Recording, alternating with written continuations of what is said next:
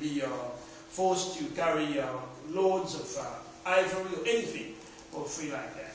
And that was the version of colonialism that Lumumba was talking about, that we didn't want to tolerate anymore. In fact, the Belgians themselves in 1945, the colonial government of Congo at the time, recognized themselves that the level of exploitation in the Congo is so high that he believed you cannot ask the people of Congo to provide any more efforts,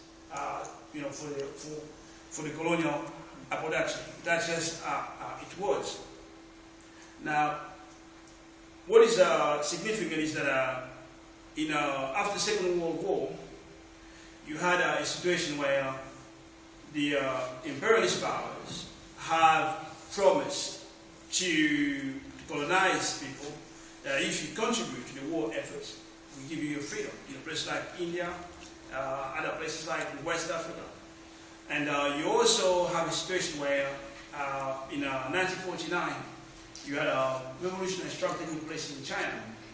So as a result of all these struggles taking place, the British were forced to concede independence to India in 1947.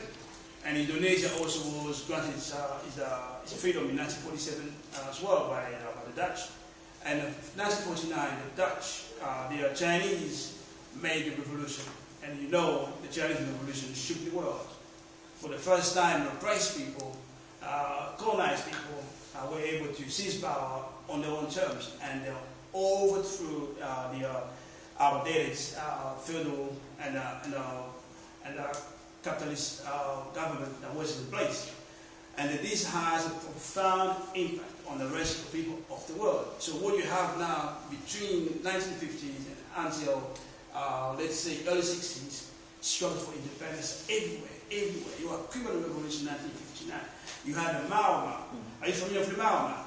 The Mao that was in Kenya. In 1952, there was a man called Dedan Kimathi, who was leading an organization called the Kenyan Land and Freedom Army, but they are known as the Mao. They attacked the British, claiming their land back, just like everybody else was trying to do. And I believe the struggle launched by Dedan Kimathi, by the Mao, has contributed enormously in creating the anti-colonial struggle throughout Africa. I believe even Kwame Nkrumah, the British were forced to grant independence to Ghana because the British could not tolerate they couldn't contain two military fronts to deal with the Africans in Kenya and also with the Africans in Ghana. The British couldn't contain two fronts, so they have to concede independence to Ghana. That's my view. And I believe the Mao contaminated all Africa. So you had in 1955 the Algerian anti-colonial movement, who also shook the French colonizers. So you had struggles for independence everywhere. You had the Vietnamese who defeated the French in 1954, then the US replaced them. They also defeated the US. So basically what I'm trying to say, 50s, late 40s, throughout the 50s, early 60s, it was a shift in the world history. It's the end of an era, end of colonial power, end of direct white power over the oppressed people. That was the end of it. It was a very significant period in history. And you will know this guy, the former Prime Minister of England, Harold Macmillan. He went to Africa and he came back and he made a speech. He said, there is a wind of change, which means that no force on earth could stop Africa from going forward. Nobody can do it. Only thing he can do, go with it, but he couldn't stop it. That's what he saw. So you should see the movement within the context of that kind of period. So he's a man who was being pushed forward by the people because he had a lot of leaders in the Congo, but the movement was different. The movement spoke on behalf of the most oppressed people.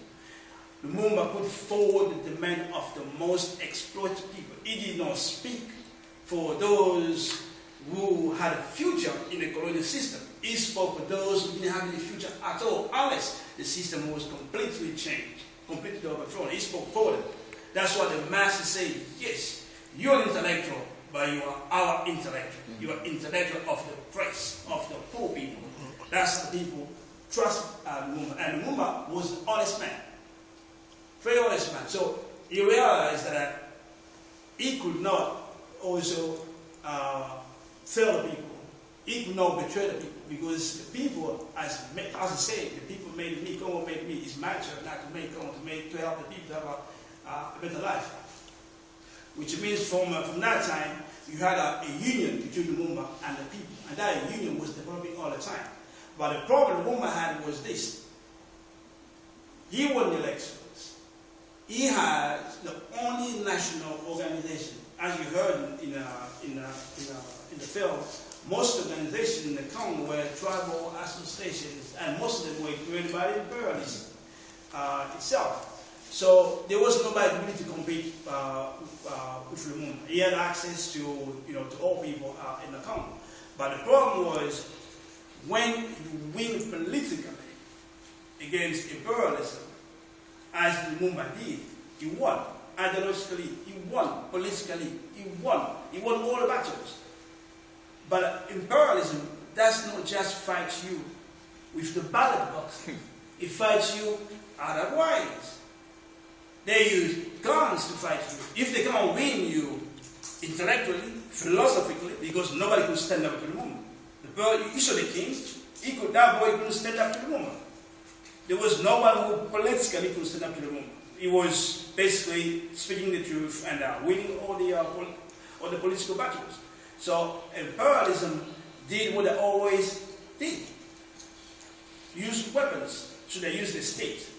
So the first lesson we have, because we don't just talk about Lumumba, we want to talk about what he couldn't do, what were the shortcomings. And the first shortcomings was the question of the state. We went to elections, and we didn't discuss how do you win power and how you keep power. So you can win power, but how do you keep it? So Lumumba won, but he couldn't keep it. Why couldn't he keep it? He did not have a state, an organization of men and women to do what? To oppress. That's the role of the state. When you hear the British state, it's the state to oppress. If you hear the American state, it's an organization to oppress. It doesn't matter if the president of the United States will play saxo or is a rapper. It doesn't matter.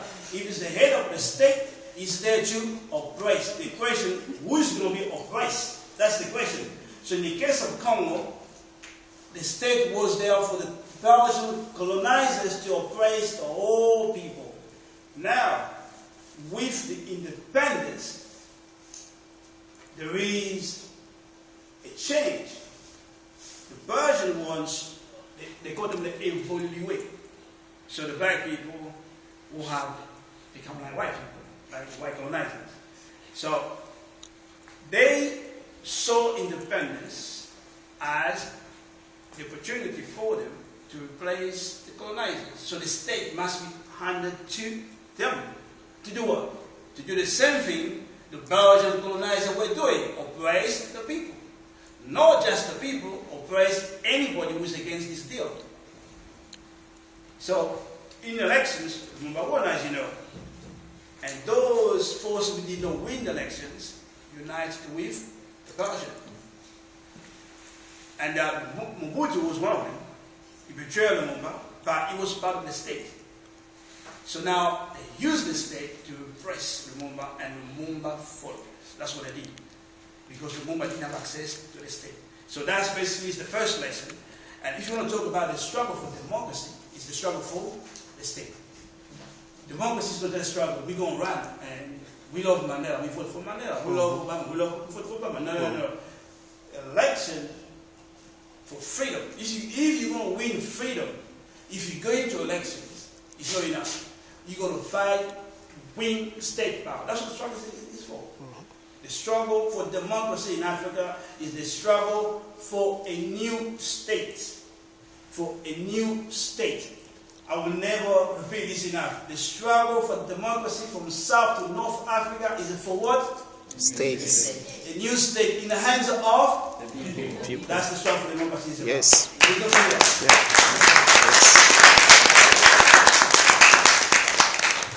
And the second point of lesson for Lumumba is that we are not all for the same thing.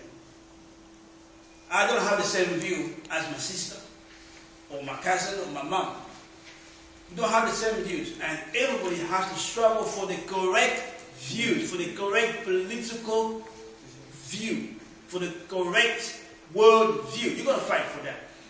If you believe in Lumumba fought for the truth. You're going to fight for the truth. Fight for the truth means fighting for a correct worldview. What's the correct worldview? It's the worldview of the slaves. Because the worldview that we have that's being given to you every time you come to this institution is the worldview of the bourgeoisie. The bourgeoisie wants you to be here. They might convince you, you're different from the rest of the population because you got A's and stuff like that. But the views they're putting in your head is the view of the imperialist. Obama is a smart man. He wants to go to the best university. But the view of Obama is the views of imperialists, which means what? He had no dreams for oppressed people. What does Obama have for the people? For the freedom fighters?